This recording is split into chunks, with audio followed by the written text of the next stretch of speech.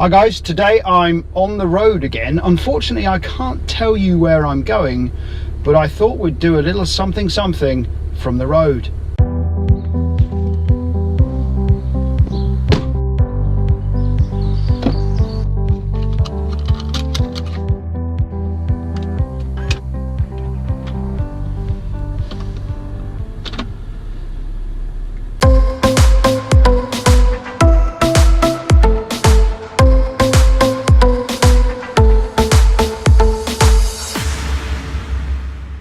That's right, I'm taking you on the road again this week. I'm going to see a project that I can't tell you about, but needless to say, I'm going to see a client that needs some help with understanding the role of specifications within their organization. Do they play a role in their organization, and how can specifications benefit them? They remain to be convinced. So I'm on my way to see them, but that's not what I want to talk to you about today. What I want to talk to you about today is, if you watched one of our videos a couple of weeks ago, you would have seen that we were invited along to the Professional Engineering Forum at Abbey Wood. And I mentioned during that video that I had a really good conversation with a very smart and talented young RAF officer. Now, this lady was younger than me, and she was super talented. She was super bright, and she came up to us at the TDW table and she started asking us about what it is we do, and how can she benefit from the know-how that we have. And as I was explaining to her about standards and process and technical information and tech data and supportability and all of these terms that were familiar to her, because she was and is a professional engineer. She's a well-educated woman that has gone and done her engineering degree. And halfway through our conversation, she paused me and looked at me and she said, "Why are we still producing manuals in the old way of, text illustration? She said, because, and this is the thing that resonated with me, she said, engineers are visual learners and visual doers. She also said, if I want to learn how to do anything in my home, the first place I go is not the printed manual. She said, I go to YouTube, I type in a model ID of whatever it is I might be wanting to learn about, and I go and I have a look at that." And of course, if you've been to any of our conferences over the last couple of years, TDW Live, I've talked about this. I've talked about where my kids are learning mathematical problems by following videos. I've talked about how my wife can go and have a look at how her washing machine and those kind of things work. I see her going onto YouTube. Now, so she hits on a real valid point. Now, this point was further compounded for me where recently I had to go to what was known as an options evening at my daughter's school. She's just turned 14, which means she's now hit a part of her school career where she has to decide what she wants to focus on going forward. And in this options evening, there were a whole load of universities, colleges, subject matter experts, and all selling their wares, wanting you to come to their college, their university, wanting you to specialize in their subject, and all those things that you expect to see at these kind of evenings. But the thing that hit me the most was we went and spoke to one of the local colleges, and we were chatting to the young lady about what their college has to offer and what kind of facilities they have. The first question they asked Lucy was, "What kind of learner are you?" And so, of course, at this point, my ears prick up. Claire goes, "Oh God, here goes Michael again." And my ears prick up and I listen to the conversation. And Lucy was a little bit, well, what do you mean by that? And she said, well, do you prefer so the tutor said, do you prefer to learn from a book? I learned it from a book. Do you want to sit and read textbooks? Do you prefer traditional, she called it traditional learning, which is, the teacher teaches you and you follow along in a textbook? Or are you a visual learner? Do you prefer to watch video? And literally within a second, Lucy said, I prefer to sit and watch video and follow along, and she said, I absorb more information that way. And that kind of aligned itself really well to the conversation I'd had at a professional engineering forum a week or so before. And I started mulling this over.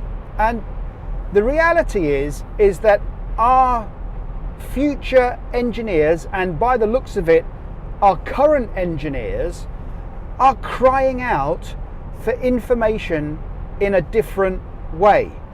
They want information in a way that helps them absorb it much more quickly. And this is where I'm coming from today.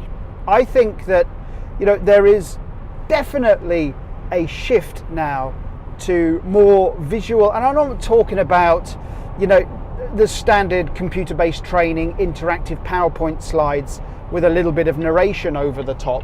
I'm not talking about that. Even that's becoming outdated now. We're looking now at animations, we're looking at video, we're looking augmented reality. If you think about augmented reality now, I saw an app yesterday that's being tried in a clothing shop. Now, the app itself means that you stand in front of a mirror, and that mirror essentially it loads up an augmented reality app, and you can tell it which dresses you want to try on, and it imposes them over yourself. And obviously I don't wear dresses, I'm just talking about from the app itself had a woman in a clothes shop trying on different dresses through this app. Now, that's where information is going. That's what our users are now growing up with, and that's 2 data points that I've had in the last couple of weeks where professionals and current learners are telling me that that's exactly what they want to see in the information and how they want to be absorbed in that information, which I thought was super interesting and super exciting. So I just wanted to share that with you, because I want to be sure that we really understand our end users and what our end users are wanting from the information. I personally believe the days of the way that we produce information today in terms of AMMs, CMMs, SBs, S1000D data modules, those days are numbered. Those days are as we get more forward-thinking professionals in the market, of which we're seeing more and more now, where we are getting the traditional tech docs mindset is changing, or the tech data mindset is changing.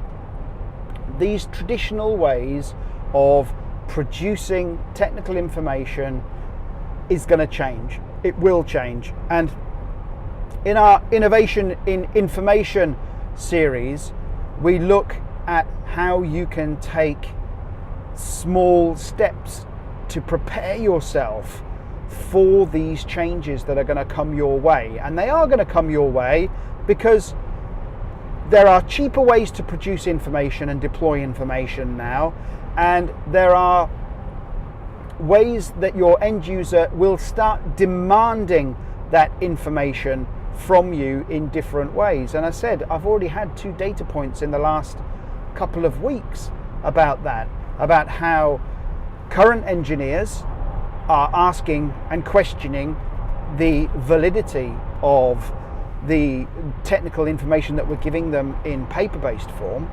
And we also have learners today saying they want to learn and they want to be engaged with slightly differently. Anyway, I thought I'd share that with you while I'm on the road to go and see Client X.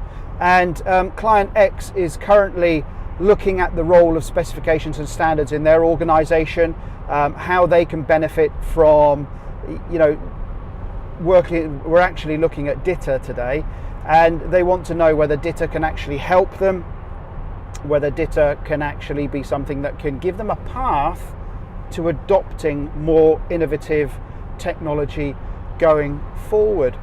So I thought that you'd find that useful. I thought you'd find it helpful and interesting. It aligns nicely with this Volvo that just squeezed past me in the outside lane, you muppet.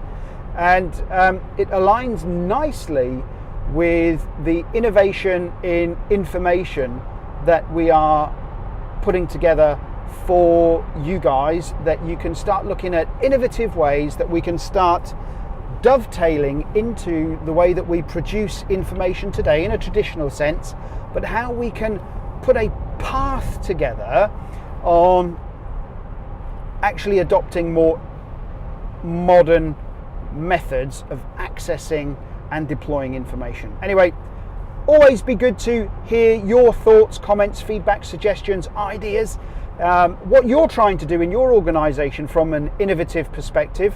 What are your users telling you about the way that you're producing information and giving information to them? Please do subscribe to this channel. It does help us, and so we can know that this kind of stuff that we're doing and saying is resonating with you guys. Do share it amongst your tech data professionals.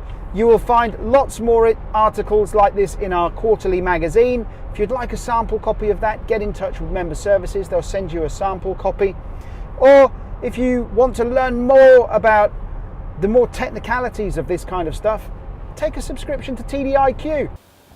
Hi guys, slight change of scenery. When I got back to the office today and Jamie started editing the video, it looks like the camera that was attached to the windscreen was actually made itself loose a little bit, which meant it was jumping around, which means it would have probably given you guys a headache watching the last couple of minutes of that. It would have been a bit Blair Witch Project. So what Jamie asked me to do is come back into the office and just re-record the last couple of minutes. And all it was I hope that you enjoyed that little video that I did whilst I was on the road. Got back late last night with some more ideas for some new tutorials from my meeting, which will be added to the list. And I hope you found it useful. I'd be interested to hear your thoughts on that kind of discussion with your end users about how they want to be engaged with information. Again, please do subscribe. Please do share this video. That tells us that we're doing the kind of content that you want to watch. So as we grow this channel and it resonates with you, we will continue to make this kind of content. And please do subscribe, please do share, as I say, and do send in your comments, your questions, your concerns, your ideas for topics you would like us to talk about. Anyway, Michael Ingledew, until next time, see ya.